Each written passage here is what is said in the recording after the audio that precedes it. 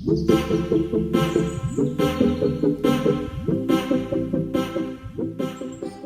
YouTube, welcome back to the channel. We've got some exciting projects going on. Boop. Someone in there in quarantine. We're doing his main tank. That's a future video. And boop. Oh, loads of mess, making something. There's another tank there in progress. But as you can see, here's the fire bellies, which I'm sure you're all familiar with from our previous videos. A little bit of an update. Baby tears plant has gone insane. So that was covering most of this. We took it out for the 2.0 Viv we did. And we shuffled some things around to trim back that fern a bit. Ficus Pamelia growing slowly at the back. We've got moss growing on the back. Chopped up lots of little bits of mosses and just smeared it on the back, and it's taken really well. And here's some of the guys. But today we have 10 fire-bellied toads in here. We're going to catch 3 of them and they go into their new home in the version 2.0 fire-bellied toad enclosure. So let's crack on with that. We're going to be catching all of them, in fact, because we want to try and sex them and have only one sex in the 2.0 enclosure. So just a bit of sphagnum, keep them happy. We'll damp that down with a little dechlorinated water. Ooh la la, very careful of it. These black plastic tubs, I think breeders use them for hatchling racks and stuff, but they have multiple uses. I keep my isopods in them. They're great and they're cheap, so get on them. Right, so slightly damp. Let's catch some toads. So sped this bit up a bit because it's pretty tedious trying to catch 10 toads. Got plenty of places to hide, as you can see. I had my glamorous assistant Layla, my daughter, helping me with this bit. She's doing the camera work as well. So just removing most of the furniture from inside the tank to expose where the toads are. I've also got to be careful because we've got the shrimp and the fish in here, so I don't want to crush anything. I found most of the toads pretty quickly. A design flaw with this tank is the toads can get in the giant filter waterfall thing I made. So you can see me catching a few at the top there and just popping them in the tub.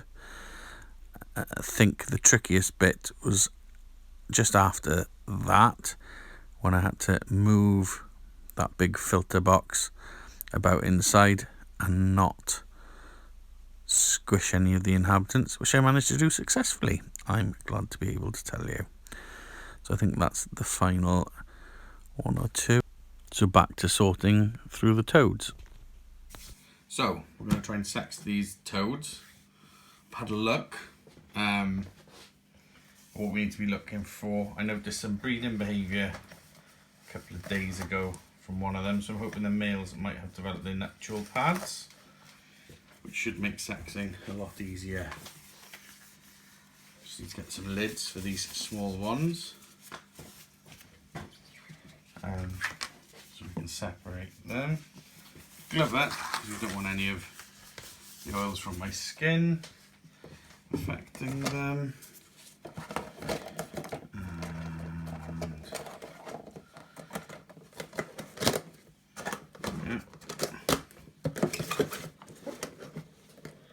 Say these tubs are valuable. So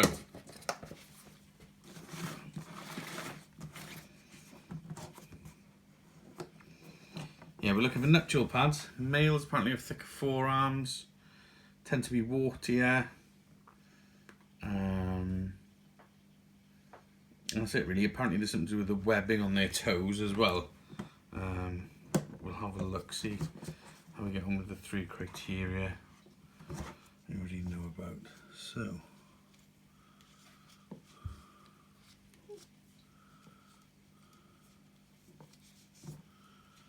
He's smaller. I'm going to put, and perhaps just separate them on size and then see what I've got.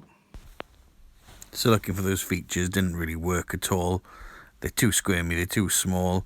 So I just thought I'd separate them on size and then we'd try and have a look at the forearms and the webbing on the back toes afterwards. Pretty tricky on these little guys, but I gave him a best shot. Which didn't go too badly. I think I identified 3 females, 7 males, and then when I tried to look at the forearms and the webbing, I got 6 males, 4 females, so it was there or thereabouts anyway. So just that's what I think of females, just they're chunkier in the body, and these are smaller. So I'm just going to have a look at these and see if I can see any nuptial pads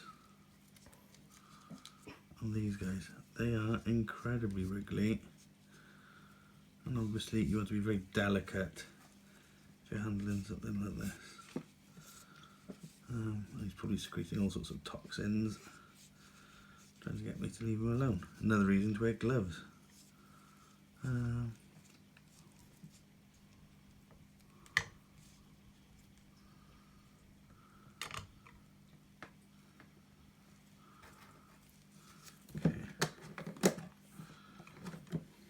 Can't see any nuptial pads on that one. These are like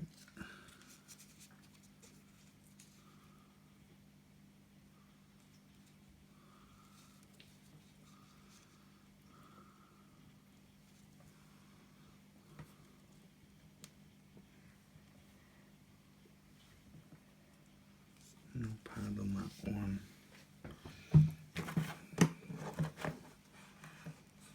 Okay, so that wasn't easy. They're squirmy little guys. So I just had a look at the forearms. The thick of the forearm, I assumed it was male, but I also looked at the webbing on the back feet. If the webbing went all the way to the end of the toe, that was considered male. I'm in no way sure of what I've just done, so don't use this as a how-to guide. But I think I've got 4 females, 6 males, 4 females and 3 males have gone back into our tank, and I've selected 3 what I hope to be males to go into the version 2.0 tank. So they're going to have a short journey now and be in their new home. So here's version 2.0. Sail's doing well, there's a few shrimp in there. Tannins from the wood have made it look like a nice dark black water thingy. Waterfall's working really well. Plants are growing. Baby chairs has gone quite leggy, but it's gone everywhere. Little bits of moss have grown nicely. It's all ready to put the 5 belly toes in. Nice. Initially when we set this up, we used some yogurt and moss mix to try and establish some moss on the surface, but as you can see, created mould. There was cling film over the top, or saran wrap, to keep the humidity high. We removed that, let it dry out a little bit, and it worked, and the moss flourished with the lower humidity. So here we see the toad's been released.